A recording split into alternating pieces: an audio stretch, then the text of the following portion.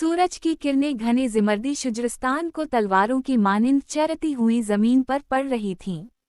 पत्तों पर शबनम के कतरे झलक रहे थे। परिंदे अपनी मखसूस धुनों में चहचहा रहे थे। दूर कहीं मेंढकों की टर सुनाई दे रही थी और जमीन की गीली खुशबू फिजा में बसी हुई थी। माया ने आंखें खोले तो खुद को एक अनजान दुनिया में पाया। इसका सर बोझल था।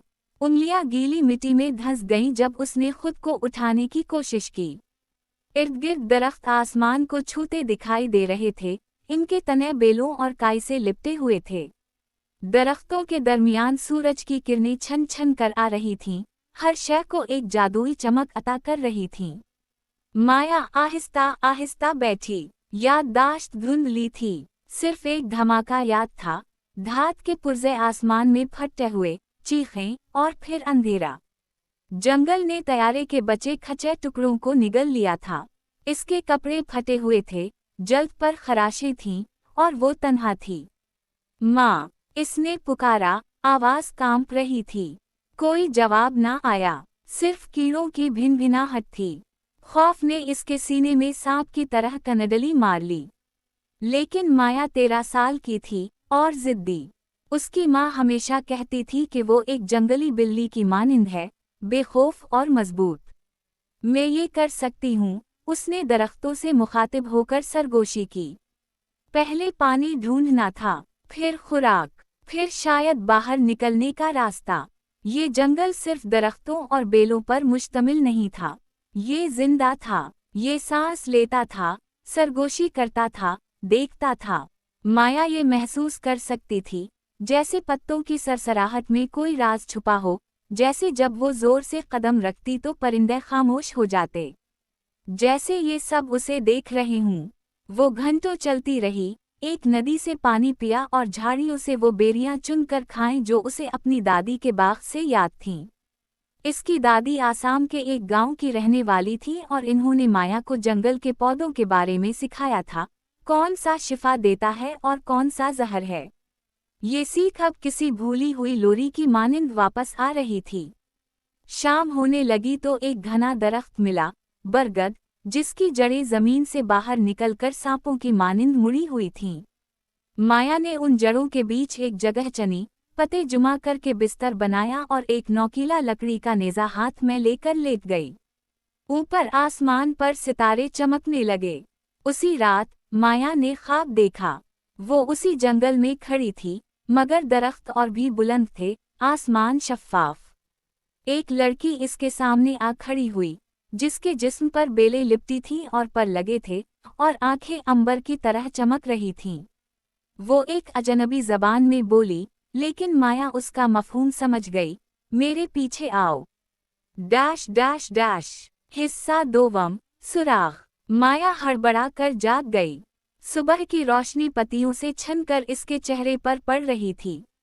परिंदों की चहचहाहट अब भी जारी थी, लेकिन ख्वाब की झलक इसके जहन में वाज़ेह थी। वो पुरस्कार लड़की, वो चमकती आंखें, और वो पैगाम, मेरे पीछे आओ। माया ने खुद को संभाला। वो महज एक ख्वाब हो सकता था, लेकिन कुछ इसमें हकीकत का सा रंग था। जंगल की हवा में आज कुछ बदला हुआ लग रहा था, जैसे कोई रास्ता उसे बुलाता हो। वो अपने हाथ में मौजूद लकड़ी का नेज़ा थाम कर खड़ी हुई और इस क्लियरिंग से बाहर निकली जिसमें वो सोई थी। हर कदम के साथ वो आसपास के निशानात देखती रही, टूटी हुई शाखें, पत्ते जो किसी ने रौंदे हों, या कोई खराश दरख्तों पर। वो नहीं जानती थी कि क्या ढूंढ रही है, लेकिन दिल में एक यकीन था कि कुछ है, कोई सुराग। चंद कदम आगे उसने जमीन पर एक निशान देखा, नंगे पांवों का हल्का सा प्रिंट। वो छोटा था, शायद किसी बच्चे या लड़की का। दिल धड़कने लगा। क्या वो ख्वाब वाली लड़की हकीकत थी? माया ने उस निशान का पीछा शुरू किया। जंगल गहरा होता गया, रोशनी मध्यम पड़ती गई और आवाजें बदलती गईं। कहीं दूर एक बंदर चीखा, तो कहीं झाड़ियों में कुछ सरसराहा, मगर माया का ध्यान सिर्फ उन कदमों पर था। रास्ते में उसे एक नदी मिली, जिसका पानी नीला और शफ्फाफ था। किनारे पर फूलों के गच्छे लगे थे, नीले, जामुनी और सफ़ेद, जैसे किसी ने खुद उगाए हों। नदी के पार उसे फिर एक निशान दिखाई दिया। वो आगे बढ़ी, पानी में से गुजरकर दूसरी तरफ पहुंची और जंगल के एक हिस्से में दाखिल हुई जो बाकी तमाम जगहों से मुख्तलिफ था। यहाँ दरख्त ज्यादा ऊंचे और पुराने लगते थे, इनके तने चौड़े और छाल पर नक्शवाव निगार थे, जैसे किसी कदीम कौम ने इन्हें छीन कर कुछ पैगामात लिखे हों। माया एक दरख्त के करीब गई। इसने छाल को छुआ और एक झटका सा महसूस किया, जैसे कोई याद इसे छूकर गुजर गई हो।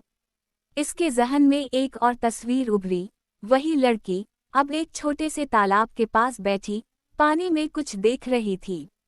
माया ने आंखें खोलें। वो दरख्त अब खामोश था, मगर वो जानती थी कि ये सब महज इत्तेफाक नहीं था। ये जंगल कुछ छुपा रहा है, उसने आहिस्ता से कहा। अचानक एक आवाज आई, एक कदम, बहुत हल्का मगर वाज़ेह। माया मुड़ी। दरख्तों के बीच एक साया खड़ा था। वही लड़की जिसे माया ने ख्वाब में देखा था, अब हकीकत में इसके सामने मौजूद थी। वो खामोश थी, मगर इसकी आंखें फिर से बोल रही थीं। मेरे साथ चलो, डैश डैश डैश। हिस्सा सोम, राज की राह। माया ने हिचकिचाते हुए एक कदम आगे बढ़ाया। वो लड़की आहिस्ता से मुड़ी और दरख्तों की तरफ चलने लगी। इसके पांव जमीन को छूते भी जैसे नहीं थे। माया ने झिझक के साथ उसका पीछा किया, हर कदम पर एक नई हैरत इसका इंतजार करती। वो जंगल का वो हिस्सा था जिसे शायद किसी इंसान ने बरसों से नहीं छुआ था। दरख्तों के दरमियान रोशनी झिलमिलाती हुआ में एक मीठी सी खुशबू तीर रही थी।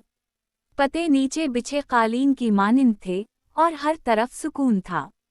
चलते चलते वो एक छोटे तालाब के किनारे पहुंचे। पानी बिल्कुल साकिन था, जैसे शीशा हो, और इसकी सतह पर चांदनी झिलमिला रही थी, हालांकि सूरज अभी डूबा नहीं था। लड़की ने पहली बार जबान खोली, लेकिन अल्फाज नहीं, नगमे की सूरत में। एक पुरस्कार कदीम धुन जो माया के दिल को छू गई। तालाब की सतह में हलचल हुई और फिर तस्वीर उभरी। माया ने देखा, एक कबीला, जंगल के बीच, लोग जो पौधों और जानवरों से बात करते थे, जो दरख्तों से रहनुमाई लेते और आसमान से इशारे। वही लड़की उनमें थी, मगर अब वो सब गायब हो चुके थे। ये मेरा घर था, लड़की ने माया के दिल में बराह रास्त सरगोशी की, बगैर अल्फाज के। माया ने महसूस किया कि इसकी आमद मामूली नहीं थी। क्या मैं इस जगह से जुड़ी हूँ? लड़की ने हाँ में सर हिलाया। माया को अचानक अपनी दादी के वो अल्फाज याद आए, तुम्हारी रगों में जंगल की यादें बहती हैं। और तब माया को यकीन हो गया, ये जंगल इसका दुश्मन नहीं, उसका विरसा था।